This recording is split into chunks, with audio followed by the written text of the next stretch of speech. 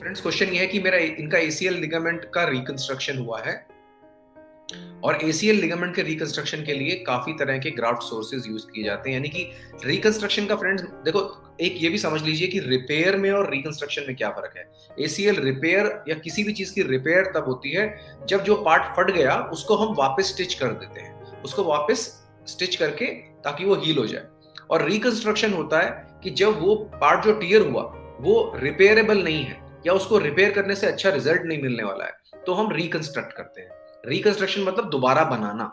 तो जब रिपेयर मतलब जो फट गया उसी को ही स्टिच करना, और रिकंस्ट्रक्शन मतलब दोबारा बनाना।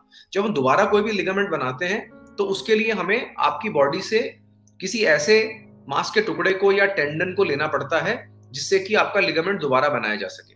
उसमें सबसे कॉमनली यूज होने वाला जो लिगामेंट का ग्राफ्ट है, इसको ग्राफ्ट बोलते हैं। जैसे कि हम बोन ग्राफ्ट लेते हैं जहां पर हड्डी नहीं जुड़ रही होती, ऐसे ही हम लिगामेंट के बनाने के लिए भी सॉफ्ट टिश्यू ग्राफ्ट लेते हैं, टेंडन ग्राफ्ट लेते हैं या बोन एंड टेंडन ग्राफ्ट लेते हैं। तो कॉमनली जो यूज होता है वो सॉफ्ट टिश्यू ग्राफ्ट है, जिसको कि सेमी टेंडनोसिस या आम भाषा में इसको हैमस्ट्रिंग ग्राफ्ट कहा जाता है। तो इनका क्वेश्चन ये है कि जब मेरा एसीएल बनाया गया है उसको 1 महीना हो गया है, अब कितने दिन तक मुझे ब्रेसिंग कंटिन्यू करनी चाहिए, मुझे दर्द नहीं है और मेरी रेंज ऑफ मोशन 100 डिग्री। तो हमसे जो क्वेश्चन पूछा गया है, ये क्वेश्चन पूछा गया है क्वाड ग्राफ्ट के लिए, और ये बहुत ज्यादा अब यूज में हम कर रहे हैं। इसको हम यूज करते हैं एसीएल रिकंस्ट्रक्शन में।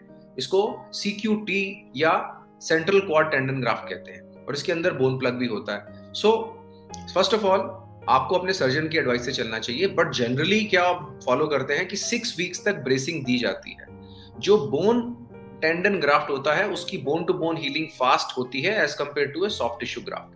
तो आपके अगर दर्द नहीं है और आपकी रेंज ऑफ मोशन 100 डिग्री है, मेरे ख्याल से आपको अभी 20-30 डिग्री रेंज ऑफ मोशन और गेन करनी चाहिए। और वाइल स्लीपिंग या वाइल सिटिंग आप अपनी ब्रेस निकाल सकते हैं, बट चलते समय आपको ब्रेसिंग करनी चाहिए अभी और 2 हफ्ते, जब आपकी मसल पावर अच्छे से आ जाएगी।